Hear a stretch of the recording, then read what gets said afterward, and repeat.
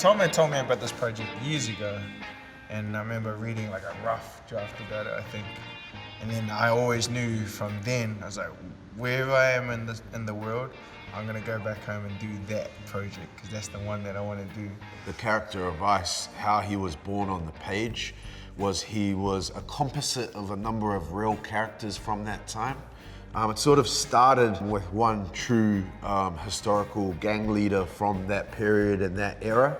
But quite quickly, the Ice character became a hybrid of a number of different influences. Mike Tyson was one of the characters who was an influence. A very close family member of mine, John Afamasanga, who used to run the doors in Lower Hutt, Samoan.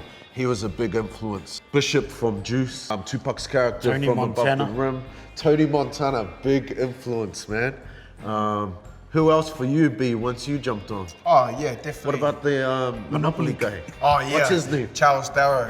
Yo, Charles Darrow. He made the game Monopoly, but he stole it off this lady called Lizzie McGee, who originally made the game in 1903, but she sold it for $100 and no one kind of really knew about her. But then Charles Darrow came in, took the game, made millions off it, and said, this was my idea. And I was like, that's who Ice is gonna be based off. For all three of us here, we all very much respect Ice. And that was in our creative process. We didn't look upon him as a bad guy or a villain.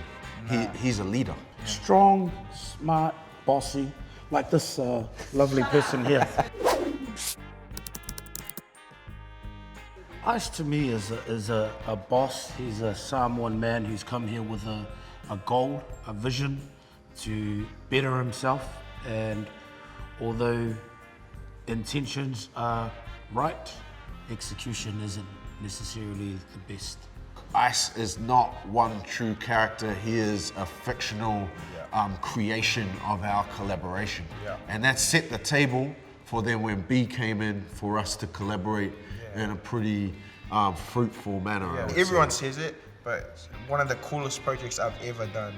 And I'm not bullshitting like that statement, like mainly because on a selfish level, that was the most freedom I've ever had on having input into a character, being allowed to listen and collaborate with every department, whether it was wardrobe, makeup, the writing, everything. And then I was like, oh, okay, cool. So this is what it's actually like to have that voice, and so I needed to honor that, and that's what Ice is.